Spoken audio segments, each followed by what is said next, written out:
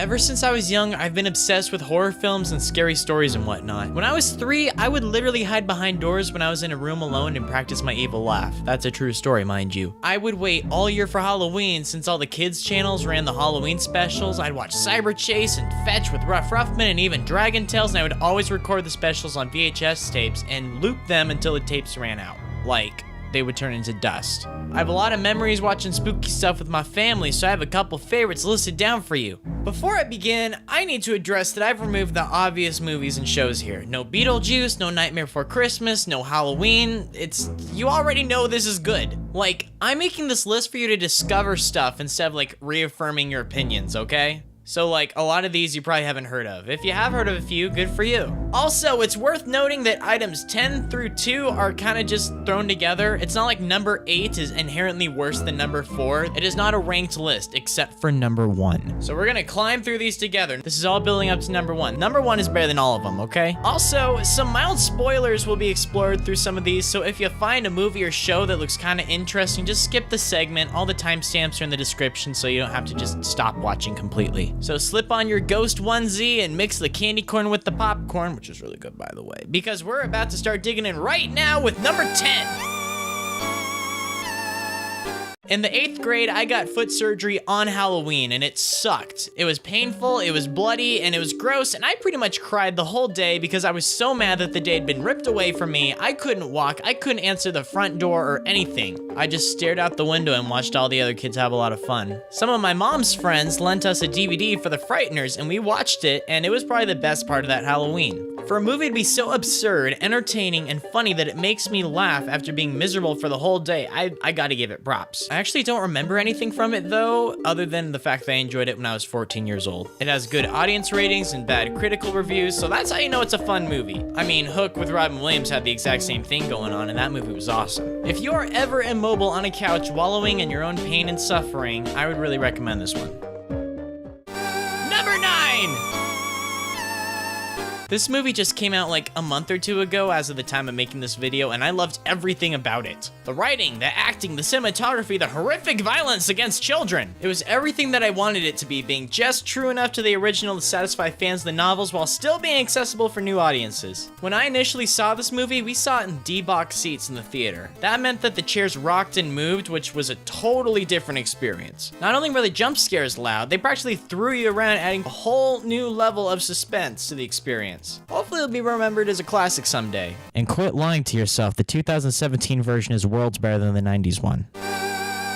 Number 8! Here's a word you don't hear very often, aesthetic. You probably hear that every day if you're an emo kid. This episode looks like Halloween. The sky and the horizon, they're dark, they're pumpkins, they're ghosts, this looks so good. SpongeBob is getting spooked nonstop by his friends, from Squidward to Krabs pranking him to Miss Puff spooking him to even Patrick freaking him out by accident. He and Patrick come up with some pretty elaborate prank to pull on the Krusty Krab and scare everyone half to death, until Patrick loses control of SpongeBob and exposes his identity. Everybody starts laughing until the real Flying Dutchman appears and expresses how disgusted he is that everyone is exploiting his likeness for cheap Halloween gags and smearing his reputation among other sea creatures. This is oddly relevant right now, whoa. As punishment, the Dutchman threatens to take everyone's souls and then he takes away SpongeBob's costume and then he panics at the sight of SpongeBob's brain. See, he had this weird idea to cut off the sides of his head to make his head more round since, ghost heads are round, and that kind of freaks everyone out in the room. So why should you watch this despite the fact that I just told you the entire episode? Simple. The artwork is outstanding. I love how much this looks and I love how it plays out. It's simple, it's fun, it's ironic, and it's spooky, and it's everything that I want from a Halloween special. It's radical. Number 7! This movie is so awesome! How come nobody talks about it anymore? My dad took me to see this when I was 7 years old in the theaters and it scared me half to death. It was so much more loud and dark and scary than I was anticipating, and I loved every single second of it. This movie is so much better than it has any right to be. Not only is it smart, witty, scary, but it also has a lot more heart and soul than a lot of animated movies, period. It's mature and it takes its subject matter oddly seriously. I mean, an evil house that eats people. Since they take it seriously, you start to take it seriously too. They put the house of asleep with a masked vacuum cleaner full of sleep medicine. This is a real and crucial plot point in the actual film. And if you were to concentrate everything that makes Halloween awesome, it would probably look a lot like this movie. There's adventures, there's scares, there's friends, and crawling around the neighborhood late at night. I love that. I love this film. Please rent it. Number 6.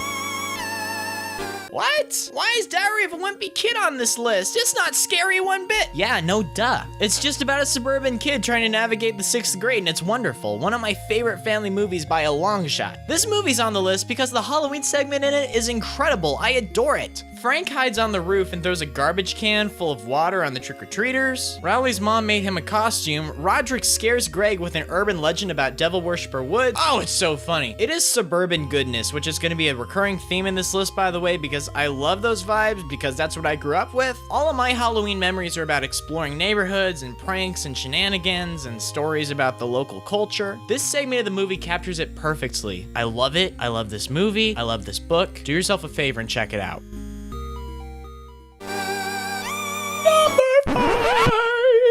There's no way that's gonna make it in the final cut of the video. I love the Garfield TV specials. I love the Garfield and Friends series. This is not real Garfield, mind you. This is. Whenever I'm babysitting some kiddos, I bring over all of my Garfield DVDs, and I found myself laughing a lot harder than they do because these are still hilarious. They are worlds better than the comics. What's really cool about Garfield's Halloween Adventure is that it lives up to its name. It's divided into 3 segments. The first is about Garfield, the second is about Halloween shenanigans, and the final one feels like a legitimate adventure. Garfield's Halloween Adventure. Oh, I get it. Garfield wakes up on Halloween to discover that he can go trick-or-treating and score some candy. He throws together a pirate costume and takes on the neighborhood. When he decides to travel down the river and stop by some more houses, he and Odie lose their way and they end up being left behind on a cursed island. By the way, this old guy was like the scariest thing ever as a kid.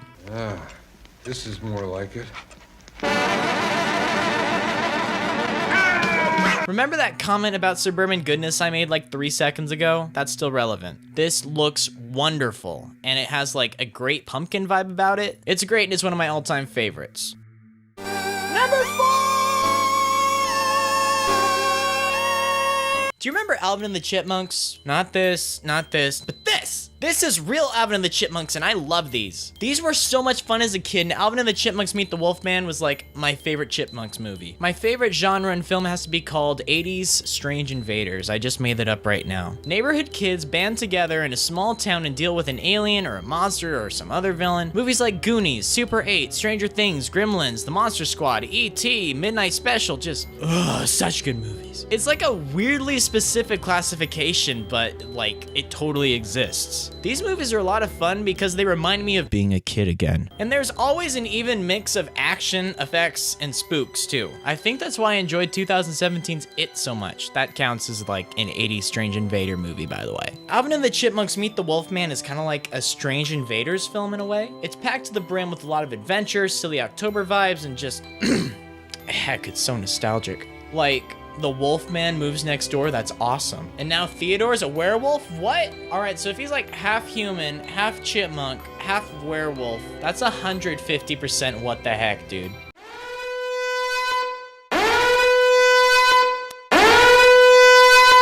Number 3. I can't sing. Alright, we're not clowning around with any more kid stuff. These movies are so over the top and ridiculous that it's a marvel. This is my boomstick. You can find this in the sporting goods department. See, the first Evil Dead movie was an honest attempt at horror, and it came off being like really campy. Upon realizing how successful yet cheesy their movie was, the filmmakers just ran with the whole thing in Evil Dead 2. It is the best example of mixing horror and comedy. Let me just reiterate, the canon storyline drags the main character from a haunted cabin in the woods to an interdimensional medieval kingdom, and then to a supermarket to fight demons. I'll swallow your soul! Come get some. This movie is so good! The remake was a bit controversial because it didn't have any of the comedy elements that made the original so iconic. However, they went completely overboard with the graphic and disturbing effects. I thought it was an excellent homage to the originals and a super radical post-credit scene too, if you haven't ever seen that. My little brother considered himself like a horror movie expert until I showed him this movie and he tapped out. He could not handle it. Although he has since been able to finish it, so I mean, in case he's watching it. Ash vs. the Evil Dead, it's alright. It's not nearly as groovy as the originals. Seem to be in the minority with this. They're still fun to watch. I tore through the first season in like a day. It just felt too much like a cable horror series. I don't know, maybe it's just me. But if I ever have a friend staying the night, I always pull out the Evil Dead films on VHS. These are like a sleepover staple from my childhood, and I still rip them out every summer, and I love them. Hey, this is number 2, buddy.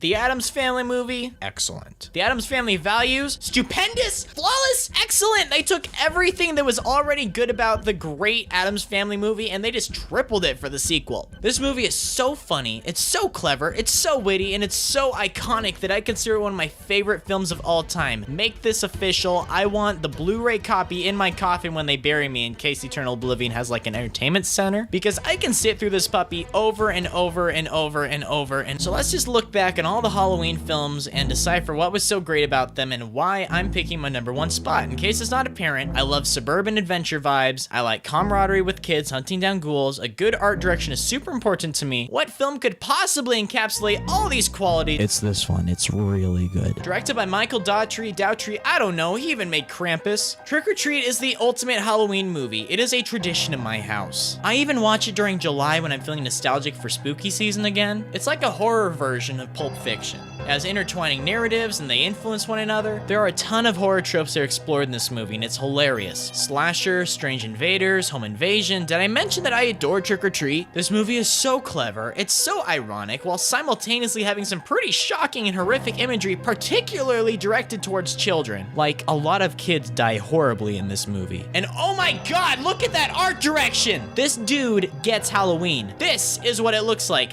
This is what it feels like. Everything is so spot on, and it's a perfect mix of lighthearted with evil. This movie has achieved cult status, and for a good reason. I love the lore, I love the characters, it is bragging for a massive fan base because it totally deserves it. Plus, the director himself is working on a sequel. Get on top of it, dude, I want more of this! Please watch this movie, do yourself a favor, have a party, buy some candy, watch this with your friends, maybe send me a picture of it on Twitter. Oh snap, transition to all the YouTubey stuff. On top of sending me a picture of your sick party on Twitter, maybe you should follow me there too. And you should probably subscribe on here, yo. I'm doing a lot of spooky, scary Halloween content all month. There may or may not be a super radical collaboration with the King and Queen of Losers coming up, so you should definitely get familiar with them before, you know, I drop the sick video this month. Wow, that was actually pretty brief. Thank you so much. Remain savory, cuties. I'll see you next week. Gonna be alright. Everything gonna be alright. Don't you be afraid when things go bump in the night. Get closer to me and baby hold on tight. 'Cause everything's gonna be alright. Everything's gonna be. I know a thing or two about music.